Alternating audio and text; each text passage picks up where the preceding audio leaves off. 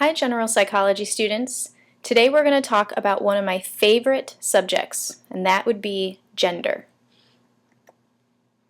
To get started, let's define some terms. For this lecture and in psychology as a whole, sex is defined as the biological category of female or male, or intersex, because sex actually isn't as obvious as maybe we all think it is. Now, this category is determined by things like chromosomes, hormones, and genitalia. It is not who we think we are. So sex can be determined in utero, whereas gender cannot. Gender is defined as the psychologically, socially, and culturally based categories for girls and women, and boys and men, or you might think for the feminine and for the masculine. Now, even this definition is problematic in that it sounds like there are two genders that we can consider.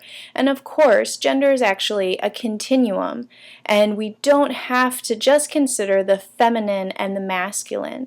There's more androgynous, more neutral, and even a non-binary, so a gender that does not fit into that two-end definition. Now, gender is really about who we think we are. So for me, I'm a woman. I feel like a woman. That is my gender. And presumably, most of the parts of my sex also line up with that. But sex and gender don't necessarily always line up in those congruent ways. Now, when we look at gender stereotypes, these are those beliefs that we have about women and men, or girls and boys. So they tend to be organized and widely held, perhaps based on something that is true, but generally over-applied. As kids, we start learning about gender at a very early age, and our early conceptions of gender are pretty rudimentary. Typically, we determine gender from physical attributes. So when we're in that pre-operational stage, remember, this is Piaget's stage where kids are very egocentric and they rely on appearance. So when we're in this stage, we're going to look at different people and try and determine gender just from how they look. And as an example, I have a 4-year-old neighbor, and he was outside with his family while I was outside with mine, and I have a 11-month-old daughter.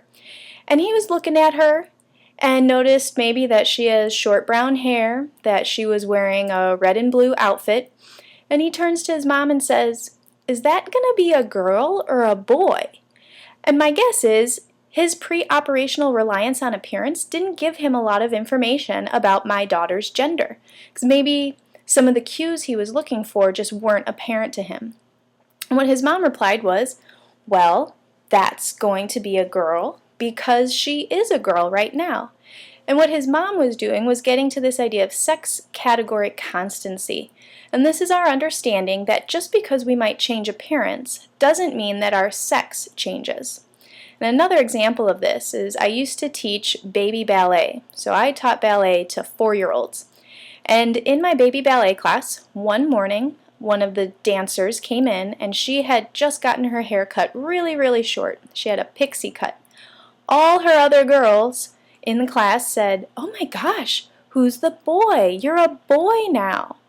Whereas she maybe had just gotten sex category constancy and she said, "I'm not a boy, I'm a girl." So she knew that even though her appearance changed, her underlying sex did not, whereas the other ballerinas didn't quite grasp that yet.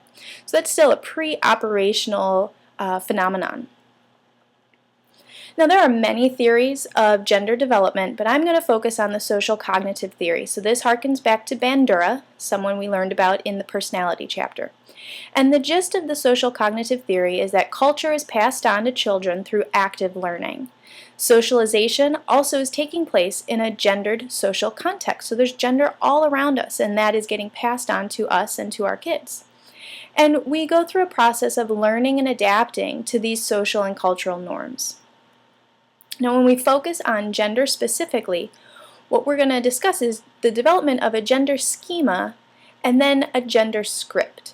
So the gender schema, this goes along with Piaget's cognitive theory. So a schema is a framework that helps us organize information about, well, anything, but in a gender schema, it's organizing information about girls and women and boys and men. And we make these schemas through assimilation and accommodation. So either through encountering new information that fits our idea, that's assimilation, or encountering information that challenges our idea and then adjusting that idea or adjusting that schema. An example here is that my partner is a male and he wears his hair very long. And a different friend of ours was observing him and said, "You know what? Your hair is so long, you're mommy." Now, my guess is that this little boy was assimilating information into his gender schema, or maybe even his mommy schema. So his schema was perhaps constructed as, okay, mommies are grown-ups with long hair who play with me. I really can't know for sure, but let's say that's what it is. Well, my partner fit all of those pieces, an adult with long hair who was playing with him. So he could just assimilate that, and that's why he names my partner as mommy erroneously. Now, when we move from a gender schema, so this is what helps us organize that information, think of it more as the facts perhaps that we're encountering. Then we move into the script. What we add is the should idea. So in a gender script, this is beliefs about how women and men or girls and boys should be. So think of it as proscribed roles. Now these scripts definitely can and do change across time and place. So the things that we expect of women's behaviors, attitudes, and mannerisms might not be the same today as they were 20 years ago, and I hope for all of us, and especially for my daughter, that they're also not the same today as they will be in 20 years. And that's the same for men's behaviors, attitudes, and mannerisms. I want you to take a moment and consider scripts. Sometimes this is hard to do because they might feel stereotypical, but again, remember that scripts are those should ideas, and they are constructed from society. So it's not about each individual, but it's that general idea about what we expect from gender. So constructing the schema, we had the one piece, the cognitive piece, which was through assimilation and accommodation. But remember, this is the social cognitive theory. So we need to look to socializing agents, or the social world, for how we construct the remaining pieces of our schema. Socializing agents are people or things in our life that can transmit messages to us. So this is parents, teachers, peers, media, grandparents, other family members, etc. And the methods of socialization that they have are threefold. We've got modeling, an active experience, and direct tutoring. In modeling, this is exactly what Albert Bandura found with his Bobo doll experiment. So we know that we can watch somebody do a behavior, and then we can learn that behavior, and we'll even try it on ourselves. So in constructing the gender schema, we watch some gendered behavior. Let's say we watch our parents and notice that, this is going to sound stereotypical, but let's say we notice that mom puts on makeup, and we notice that dad mows the lawn. Okay, that would be modeling. So we start observing this behavior, and maybe we decide we're going to try for it, or maybe not. In an active experience, this is another word, the social cognitive word really, for reinforcement and punishment. So here, we do more than just observe a socializing agent do some behavior. We actually try the behavior ourselves, and we get a consequence.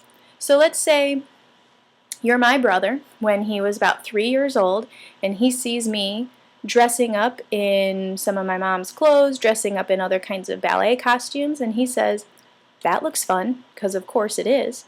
Well, he tries it out himself.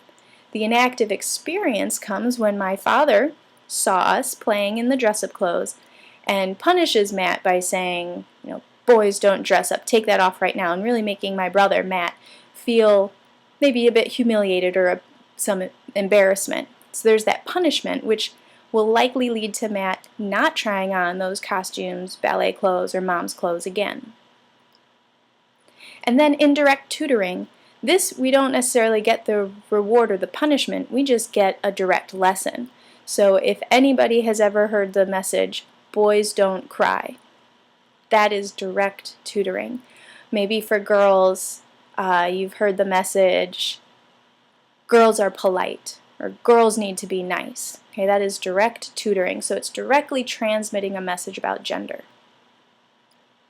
And I'm going to finish here with looking at the results of when we break or follow these schema and these scripts. So let's first look at breaking. So this is when we don't act in those stereotypical feminine or masculine ways. For girls, I argue that this is actually kind of a good thing. What girls end up getting called is a tomboy, and they end up participating in activities that our society values. They participate maybe as leaders or in sports. They are assertive. They, we would say, aren't girly. Okay? Now, of course, there's a line, and if girls cross over and participate too much as boys or as men, they will experience some more severe consequences. But just for taking a step over the line, girls get to participate in some of those valued activities, and actually they get high status. We see the opposite with boys.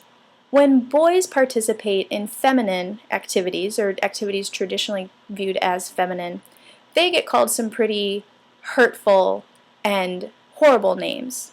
And we see that they participate in activities that our society doesn't value. This might be playing with dolls, having a focus on appearance, being nurturing, being sensitive. So we see that boys' deviations from the gender schema and scripts, they might actually have more severe consequences than girls' deviation. But now when we look at following, let's skip down to boys. We see that when boys stick to the gender script, so they get to practice things like being assertive, like being rough and tumbling, and being a leader and being smart, well, they maintain power, they maintain societal power, and they maintain a high status. Those are all some really great attributes, and boys get to practice those by following the schema. However, for girls, when girls follow the gender schema for femininity, they tend to become silenced. They prepare themselves for powerlessness, for not being assertive, because some of this gender script for femininity includes things like passivity, like weakness, like indecision, emotionality that's out of control. And so those things don't really prepare girls for a life of assertiveness and of having a strong voice. So here I'll argue that girls' adherence to gender scripts has more severe consequences than boys. Thanks for listening.